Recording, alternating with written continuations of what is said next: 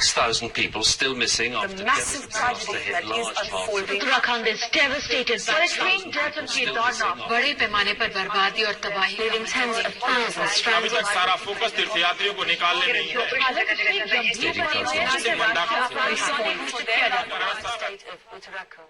मैं आदि स्वयं मैं अंत स्वयं मैं निर्माता, संहार स्वयं मैं जन्म हूँ और मरण हूँ मैं प्रलय में रचनाकार। 17 जून 2013 खूबसूरत सा दिखने वाला केदारनाथ घाटी दर्दनाक चीखों और लाशों से भर जाता है। इस आपदा में 10,000 से ज़्यादा लोगों ने अपनी जानें गंवाई। लोग अपनी आंखों के सामने अपने घरों को उजड़ता और अपनों को मरता देख रहे थे। चारों तरफ हाहाकार मचा हुआ था। आखिर ऐसा क्या हुआ था उस 16 और 17 जून को जिसने पूरे देश ही नहीं बल्कि पूरी दुनिया में तहलका मचा कर रख दिया था? आइए उस घटना को हम विस्तार से जानने का प्रयास करते हैं।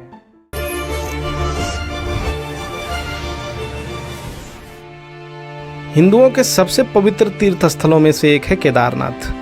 अपने प्राकृतिक सौंदर्य और धार्मिक मान्यताओं के साथ साथ ये इलाका खतरों से भी भरा हुआ है, क्योंकि जियोलॉजी के हिसाब से ये इलाका काफ़ी नाजुक है और यहाँ दुर्घटना होने की संभावनाएं भी बहुत अधिक हैं। पर इन सभी संभावनाओं को दरकिनार करते हुए हर साल हजारों की संख्या में यात्री चार धाम की यात्रा करने हिमालय की तराई के इस हिस्से में आते हैं और ज़्यादातर तीर्थ यात्रियों के लिए ये जीवन भर की तपस्या का फल है।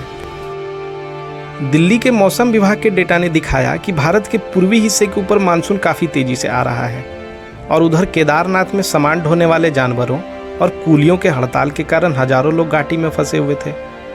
15 जून को देहरादून के मौसम विभाग के अधिकारियों ने सलाह दी कि चार धाम की यात्रा को फिलहाल रोक दी जानी चाहिए, क्योंकि काफ़ी बारिश के साथ जमीन धंसने की संभावना भी है। अगले दिन फिर से 16 जून को मौसम विभाग ने गंभीर रूप से बादल फटने की चेतावनी जारी की और चारों धामों की यात्रियों को सुरक्षित स्थान पर चले जाने की सलाह दी।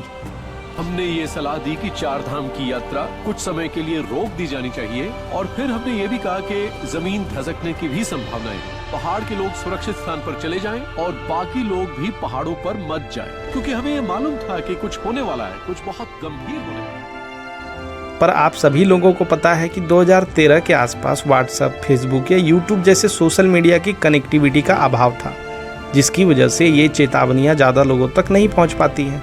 और मंदाकिनी इसी केदारनाथ घाटी से होकर बहती है, जो कि काफ़ी शांत बहने वाली नदी है। पर 16 जून को उसके रौद्र रूप ने केदारनाथ के रास्ते के कई पुलों को ध्वस्त कर दिया था, जिसकी वजह से वहाँ मौजूद लोगों में भगदड़ मच गई और हजारों की संख्या में लोग रामबाड़ा गाँव की तरफ भागने लगे। रामबाड़ा जो गाँव है वो केदारनाथ से गौरीकुंड के 18 किलोमीटर पैदल वाले रास्ते के बीच में यात्रियों के रुकने की एक जगह है। रात हो चुकी थी और तूफान की वजह से पूरे इलाके की बिजली गायब थी। हजारों की संख्या में लोग तूफान के कम होने की प्रार्थना कर रहे थे। तभी रामबाड़ा में मौजूद लोगों ने जमीन में कुछ हलचल महसूस की। ये हलचल भूकंप की नहीं थी। केदारनाथ घाटी में बाढ़ आ गई थी। नदी के किनारे की टूटने की वजह से रास्ता पूरी तरह से बंद हो गया था। अब कुछ लोग डर कर यानी ऊपर मंदिर की ओर भागना शुरू कर देते हैं। इधर मंदाकिनी अपने रौद्र रूप से मानो सब कुछ तबाह कर देने को आतुर थी। देखते ही देखते पूरा रामबाड़ा गायब ही हो गया। ऐसा लग रहा था मानो वहाँ कभी कोई गांव था ही नहीं, वहाँ हमेशा से नदी ही बह रही थी। इस तूफान ने रामबाड़ा गांव को पूरी तरह से नष्ट कर दिया था। इस घटना के अगले दिन यानी 17 जून को केदारनाथ घाटी में लगभग सब कुछ सामान्य ही लग रहा था, क्योंकि बाढ़ ने अभी तक रामबाड़ा को ही ज़्यादा प्रभावित किया था। केदारनाथ अभी तक सुरक्षित था।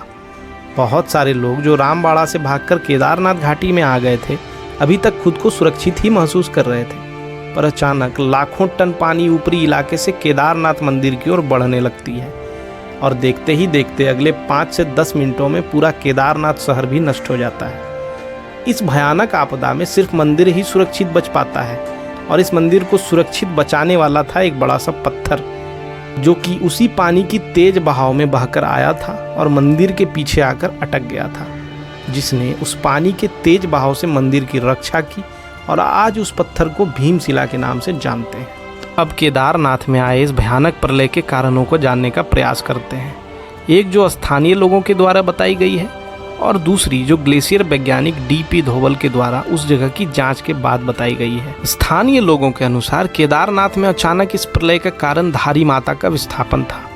उत्तराखंड से 15 किलोमीटर दूर कालियासुर नामक स्थान में धारी देवी का मंदिर है।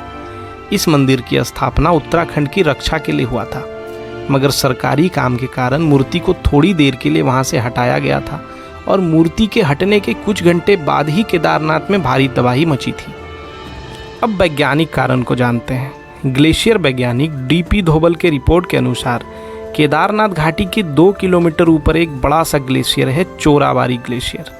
सैकड़ों सालों से हिमालय से आया हुआ कचरा जैसे पत्थर और रेत चोराबारी ग्लेशियर में जमा होता गया, जिससे बड़े बड़े किनारे बनते रहे और उस जगह ने झील का रूप ले लिया। पर उस पानी के निकलने का कोई रास्ता ना होने की वजह से चोराबारी में करोड़ों सालों से पानी भरता रहा। पर 2013 में तेज बारिश और ऊपर के चट्टानों के गिरते ही वो बांध टूट गया, जिसके कारण लाखों टन पानी, पत्थर और बर्फ एक साथ केदारनाथ पर तेजी से बरस पड़े और हजारों लोगों को अपने साथ बहा ले गई। जब तक राहत पहुंचती तब तक करीब 10,000 लोगों की जानें चली गई और हजारों लोग लापता हो गए, जिसकी लाशें भी आज तक नहीं मिली। इस घटना को याद करके आज भी लोगों की आंखों में आंसू आ जाते हैं। भगवान ना करे कि दोबारा लोगों को इस तरह की आपदा का सामना करना पड़े। अगर वीडियो अच्छा लगा हो तो लाइक और चैनल को सब्सक्राइब जरूर कर लीजिएगा। तो फिर मिलते हैं दोस्तों कुछ नई जानकारी के साथ एक अन्य वीडियो में। तब तक के लिए जय हिंद।